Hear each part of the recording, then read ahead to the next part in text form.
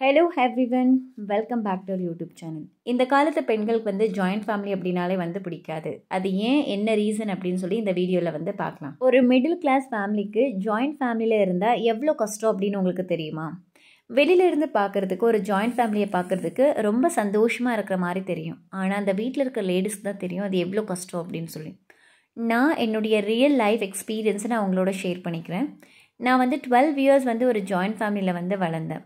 ஆனால் உண்மை என்ன தெரியுமா? ஷார்ட் டேர்முக்கு joint family okay, but long டேர்முக்கு இட் இஸ் வெரி ஸ்ட்ரெஸ்ஃபுல்லாக இருக்கும். ஏன்னா நிறைய மணி சேலஞ்சஸ் நம்ம ஃபேஸ் பண்ணலாம், அண்ட் மேன் பவர் சேலஞ்சஸும் நம்ம ஃபேஸ் பண்ணுவோம். ஸோ நம்ம ஸ்டோரியை ஸ்டார்ட் பண்ணலாம். நான் ஜாயிண்ட் ஃபேமிலியில் வளர்ந்தேன். என்னுடைய அப்பாவோட பிரதர்ஸ் அண்ட் கிராண்ட்மதர், கிராண்ட்ஃபாதர் எல்லாமே ஒரே ஃபேமிலியை தான் நாங்கள் வாழ்ந்தோம். ஸ்டார்டிங்கில் ரொம்ப ஹாப்பியாக இருந்தது. ஏன்னா நிறைய கசின்ஸ் இருப்பாங்க, அவங்களோட கேம்ஸ் விளையாடலாம், அப்புறம் ஃபன் மூமெண்ட்ஸ் நிறையா இருக்கும். பட் ஸ்லோலி ப்ராக்டிக்கலாக யோசிக்கும் போது அது ரொம்பவே ஸ்ட்ரெஸ்ஃபுல்லாக இருந்தது. ஜாயிண்ட் ஃபேமிலியில் இருக்கிற ஃபஸ்ட்டு ப்ராப்ளம் என்ன தெரியுமா? டெய்லியும் குக் பண்ணுறது தான். ஒரு நாளைக்கு 3 தடவை 2 ஃபேமிலி குக் பண்ணணும் அப்படின்னா இது ரொம்ப பெரிய சேலஞ்சிங்கான டாஸ்க் தான். என்னுடைய அம்மாவும் என்னுடைய ஆண்டியும் 2 பேருமே ஃபுல் டைமில் எப்போவுமே கிச்சனில் தான் இருப்பாங்க. அது ஃபெஸ்டிவல் சீசனாக இருக்கட்டும், இல்லை நார்மல் டேஸில் இருந்தாலும் ஃபுல் டைம் ஆல்வேஸ் அவங்க கிச்சனில் தான் இருப்பாங்க. ஆஃப்டர்நூனில் அட்லீஸ்ட் கொஞ்சம் ரிலாக்ஸ் பண்ணிக்கோங்க அப்படின்னாலும் அவங்க கேட்க மாட்டாங்க. ஏன்னா அந்த மாதிரி ரிலாக்ஸ் பண்ணாங்க அப்படின்னா ரிமைனிங் வேலைகள் எல்லாமே பெண்டிங் ஆகிடும்னு சொல்லி அவங்க ரிலாக்ஸ் பண்ண மாட்டாங்க.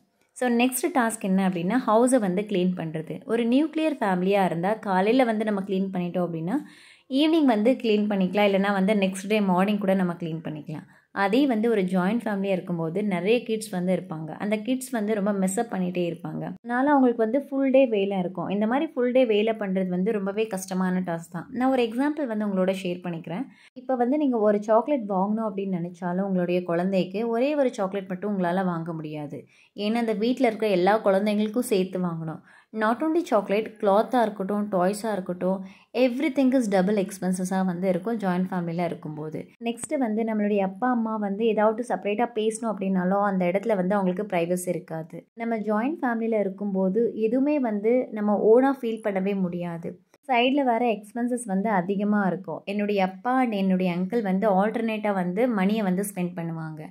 சம்டைம்ஸ் என்னுடைய அப்பா அதிகமாக ஸ்பெண்ட் பண்ணுவாங்க, சம்டைம்ஸ் அங்கிள் அதிகமாக ஸ்பெண்ட் பண்ணுவாங்க. So they never complaint, but sometimes நடக்கும்.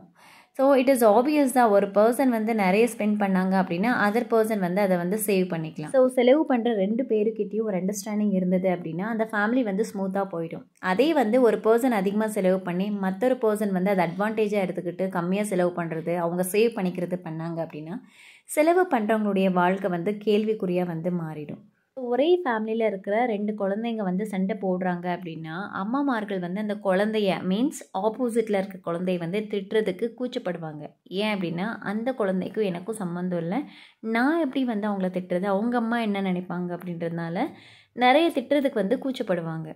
மோரோவர் அவங்களுடைய ஓன் குழந்தை இது எதுவுமே தப்பில்லைனாலும் ஆப்போசிட் குழந்தை தான் எல்லாமே தப்புன்னா கூட ஸோ அந்த ஆப்போசிட்டில் இருக்க குழந்தை திட்டுறதுக்கு அம்மாமார்கள் யோசிப்பாங்க. ஏன் அப்படின்னா அவங்க 2 பேருக்கிடையே மதர்ஸ்க்கு 2 பேருக்கிடையே ஒரு அண்டர்ஸ்டாண்டிங் இருந்தது அப்படின்னா ஓகே.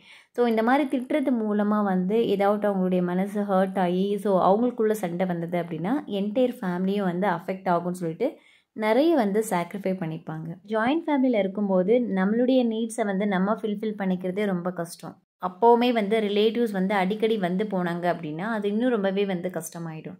லைக் எவ்ரி மந்த் வர்றது, எவ்ரி வீக் வர்றது. ஸோ இந்த மாதிரி போகும்போது அவங்களுக்கான வாட்டர், குக்கிங், க்ளீனிங் நிறைய ஒர்க் லோட் அதிகரிச்சிடும். ஸோ வராதிங்கன்னு சொல்ல முடியாது, அந்த மாதிரி வந்தால் நல்லா டேக் கேர் பண்ணிக்கலனாலும் ஃபேமிலியோட ரெப்புடேஷன் ஸ்பாயில் ஆகிடும். ஸோ அதையும் நம்ம பார்க்கணும் அப்படின்னா வீட்டில் இருக்கிற லேடிஸ்க்கு ரொம்ப கஷ்டமாக இருக்கும். அவங்க வெளியில் சொல்லிக்காமல் உள்ளுக்குள்ளேயே நிறைய கஷ்டப்படுவாங்க. ஜாயிண்ட் ஃபேமிலியில் உமன் தான் ரொம்ப கஷ்டப்படுறது. அம்மா, ஆண்டி 2 பேருமே நிறைய சாக்ரிஃபை பண்ணிப்பாங்க. அவங்களுடைய கம்ஃபர்ட் ஜோனை விட்டு அவங்க வெளியில் வேலை பார்க்குறாங்க. அவங்களுக்கான ஒரு ஃப்ரீடம் கிடையாது, அவங்களுக்கான ஒரு இண்டிவிஜுவாலிட்டி கிடையாது. ஜாயிண்ட் ஃபேமிலியில் 2 லேடிஸ்க்குள்ளே இருக்கிற இன்னொரு கஷ்டமான விஷயம் என்ன அப்படின்னா அண்டர்ஸ்டாண்டிங் தான். ஸோ 2 லேடிஸுமே அண்டர்ஸ்டாண்ட் பண்ணி ஒர்க்கை பிரித்து வேலை பார்த்தாங்க அப்படின்னா ஓகே. இல்லை அப்படின்னா ஒரு லேடி ரொம்ப டாமினேட்டிங்காக எந்த வேலையும் செய்யாமல் வெறும் வாய் பேச்சு மட்டும் செஞ்சிட்ருப்பாங்க. ஸோ இந்த மாதிரி டாமினேட்டிங் கேரக்டர்ஸ் இருந்தாங்க அப்படின்னா ஆப்போசிட்டில் இருக்க பர்சனுக்கு தான் வேலை அதிகமாகிடும். ஏன்னா இவங்க வாய் பேச்சிலே வந்து மசாலா அரைச்சிட்டு சைலண்ட் ஆகிடுவாங்க. வீட்டில் இருக்க வேலையை வந்து எதுவுமே வந்து செய்ய மாட்டாங்க. ஸோ இந்த மாதிரி கேரக்டர்ஸ் இருந்தாங்க அப்படின்னா ஜாயிண்ட் ஃபேமிலியில் இருக்கிறது வந்து ரொம்ப ரொம்ப கஷ்டம். நெக்ஸ்ட்டு வந்து குழந்தைங்க வந்து வளர ஆரம்பித்தாங்க அப்படின்னா வந்து குழந்தைங்க வளர வளர வீட்டில் வந்து எக்ஸ்பென்சஸும் வந்து அதிகமாகிட்டே இருக்கும். ஸோ வீட்டோட மேனேஜ்மெண்ட்டை வந்து ரன் பண்ணுறதுன்றது வந்து ரொம்பவே டஃப்பான ஒரு விஷயம். ஏன்னா நம்ம சின்ன வயசில் இருக்கும்போது ஆசைப்படுவோம். பட் நம்ம ஆசைப்படுற பொருட்கள் எல்லாமே வந்து கம்மி விலைக்கே வந்து கிடச்சிடும். அதுவே வந்து நம்ம வளர வளர மீன்ஸ் நம்மளுடைய டீனேஜில் வந்து ஏதாவது ஒரு பொருள் மீது வந்து நம்ம ஆசைப்பட்டோம் அப்படின்னா நம்மளுக்கு வந்து அந்த மணியோட வேல்யூ வந்து அப்போ தெரிஞ்சிருக்காது. பட் அந்த பொருள் வந்து நம்மளுக்கு தேவை அப்படின்னு வந்து படும். ஸோ அந்த மாதிரி நம்ம அடம் பிடிக்கும்போது ஒரு மிடில் கிளாஸ் ஃபேமிலிக்கு நம்மளுடைய நீட்ஸை வந்து ஃபில்ஃபில் பண்ணுறது அப்படின்றது வந்து கொஞ்சம் சேலஞ்சிங்கான task. So back to the topic. சில வருடங்கள் கழித்து என்னுடைய அங்கிள் வந்து வரங்களுக்கு வந்து ட்ரான்ஸ்ஃபர் ஆகிடுவாங்க. ஸோ அவங்களுடைய என்டையர் ஃபேமிலியும் வந்து வரங்களுக்கு வந்து போயிடுவாங்க. அப்போ எனக்கு வயசு பார்த்திங்கன்னா 12 இயர்ஸ். 2 ஃபேமிலியும் வந்து செப்பரேட் ஆனதுக்கப்புறம் தான் லைஃப் வந்து கம்ப்ளீட்டாகவே வந்து சேஞ்ச் ஆனது. ஸோ அப்போ தான் நாங்கள் வந்து பெட்டராக ஃபீல் பண்ணோம். ஏன்னா அப்போ தான் என்னுடைய அம்மா வந்து கொஞ்சம் பீஸ்ஃபுல்லாக வந்து இருந்தாங்க. சமையல் பண்ணாமல் இருந்தாலும் ஓகேன்ற மாதிரி தான் இருந்தது. ஏன்னா ஒரு வேளை நாங்கள் வீட்டில் சமைக்கல அப்படின்னாலும் வெளியிலேருந்து வாங்கி சாப்பிட்ருவோம். என்ன வேணும்னாலும் எங்களோட பேரண்ட்ஸ்க்கு வந்து எங்களுக்கு வாங்கி கொடுக்க முடிஞ்சது. கிட்ஸ்க்கு வந்து விருப்பப்பட்டதை வந்து அவங்களால வாங்க முடிஞ்சது. ஏன்னா அந்த டைமில் வந்து they no need to worry about 2 families. அப்பா அம்மாவுக்கு வந்து ஃப்ரீடம் கிடைச்சது. ஸோ அவங்க விருப்பப்பட்ட மாதிரி அவங்களுடைய குழந்தைங்களை வந்து வளர்க்க ஆரம்பித்தாங்க அவங்களுடைய ஓன் ஸ்டைலில். அப்புறம் நிறைய வந்து சேவ் பண்ண முடிஞ்சது. ஹாப்பினஸ் இருந்தது. அண்ட் எக்ஸ்பென்சஸ் வந்து கொஞ்சம் கம்மியானது. Everything become personal. So no more compromises and no more guilt. Joint ஃபேமிலியில் இருக்கும்போது நம்மளுடைய ஓன் ஐடென்டிட்டியை வந்து நம்ம லூஸ் பண்ணிவிடுவோம். அதுவே வந்து நம்ம நியூக்ளியர் ஃபேமிலியில் இருக்கும்போது your rule and your life அப்படின்னு சொல்லி நம்ம வாழலாம். ஃபைனலி நான் என்ன சொல்ல வரேன் அப்படின்னா ஜாயிண்ட் ஃபேமிலியில் இருந்தால் ஃபன் இருக்கும், ஆனால் ஃப்ரீடம் இருக்காது. இந்த ஸ்டோரி வந்து என்னுடைய வீவரோட ஸ்டோரி. ஸோ இதே மாதிரி more real time career stories and life லெசனுக்காக ப்ளீஸ் டு சப்ஸ்கிரைப்.